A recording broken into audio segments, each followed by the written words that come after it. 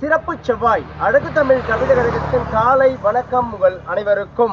என் உறவுகளே, அழகு தமிழ் கவிதை கழகம் அனுதினமும் ஒரு பதிவின் மேல் பயணம் செய்கின்றது என்றால் வெறும் மாற்றம் அல்லாத உங்கள் மனதுக்குள் சிறிதேனும் மாற்றத்தை ஏற்படுத்திவிட வேண்டும் என்ற நம்பிக்கையில் தான்.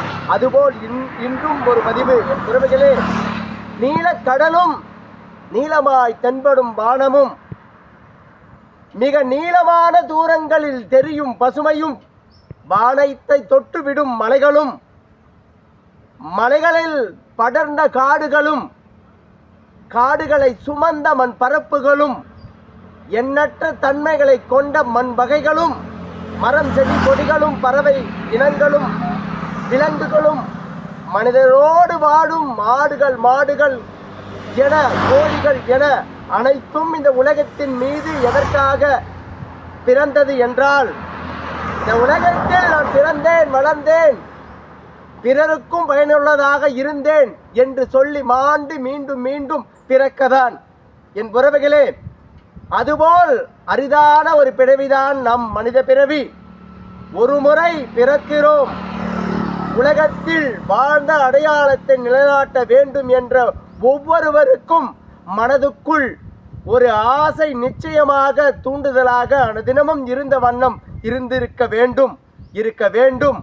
அதுபோல் இதுவரை இல்லாத போதினிலும் இந்த பதிவின் மூலமேலும் உங்களுக்குள் அந்த ஆசையை ஏற்படுத்தி கொள்ளும் விதங்களை கற்றுக்கொள்ளுங்கள்.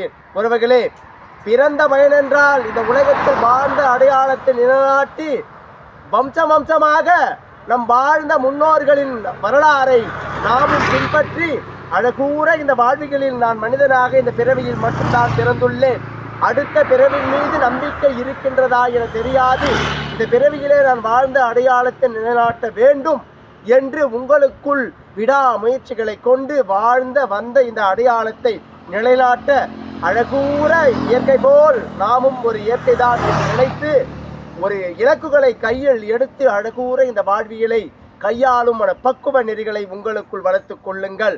அந்த நெறிகள் என்னவென்றால், தன்னடக்கம், தன் ஒடுக்கம், பிறர் மீது ஐயங்கள் கொள்ளாத நிலை, இவை மூன்றையும் உங்களுக்குள் நிலை பெற்று இருக்கும் விடை செய்து கொண்டால் இந்த உலகத்தில் எந்த ஒரு தடையும் உங்களுக்கு சரியான விடை காண முடியாமல் நிலையில் செய்துவிடாது. என் உறவுகளே, வாழ்க்கை மிக உங்கள் வசமாக இவை அனைத்தும் உங்களுக்குள் அனுதினமும் இருக்கும் நிலை செய்து கொள்ளுங்கள்.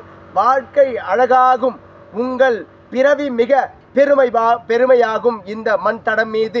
என் உறவுகளே, வாழ்க்கை மிக அழகானதாக மாற வேண்டும் என்றால் அது உங்கள் கையில் தான். அது உங்கள்